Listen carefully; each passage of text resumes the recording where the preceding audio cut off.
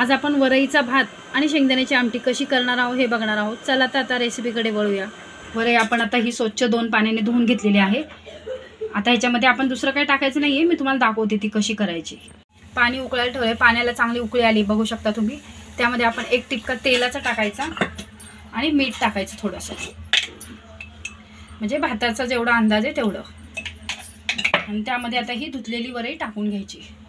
त्यामुळे काय होतं, तेल आणि मीठ हे उकळत्या पाण्यात टाकल्यामुळे वरई एकदम व्यवस्थित मोकळी होते। त्याशी एकदम चिकट अशी होत नाही, मोकळी मऊ अशी लुसलुशीत अशी हा वरईचा भात तयार होतो। त्यामुळे आता आपण अशा प्रकारे हा भात शिजून घेऊया। 10 मिनिटात ही आपला भात हा तयार होतोय। आता आपल्या भातामधलं पाणी पूर्ण आटलेलं आहे। आता आपण त्यात पाणी काहीच टाकायचं नाही, फक्त ते वाफेवर आता 2 मिनिटं आपण ते शिजून घ्यायचे झाकण लावून। हे बघा, आता आपण आमटीसाठी 2 चमचे तेल टाकून घेतलेले।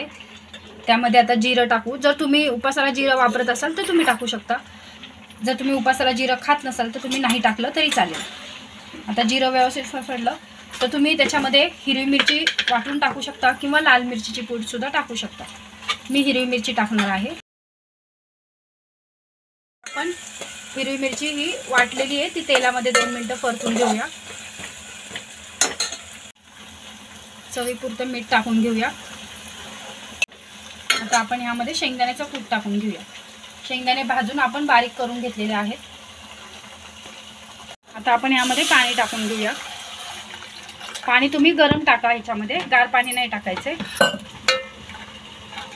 आता ह्याला एक उकळी काढून घेऊ आपण। तुम्ही बघू शकता आपली आमटी एकदम व्यवस्थित आता उकळलेली आहे।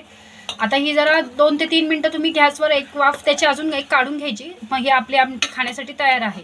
हे बघा, आता तुम्ही ह्याला पाहिजे तर अजून घट्ट करू शकता किंवा पातळ, त्या भातावर अशी पातळच छान लागते। तुम्हाला हवी असेल तर तुम्ही थोडी घट्ट करू शकता। अशा प्रकारे आपला वरईचा भात आणि शेंगदाण्याची आमटी खाण्यासाठी तयार आहे। त्याबरोबर मी पेरू घेतलेला आहे खाण्यासाठी।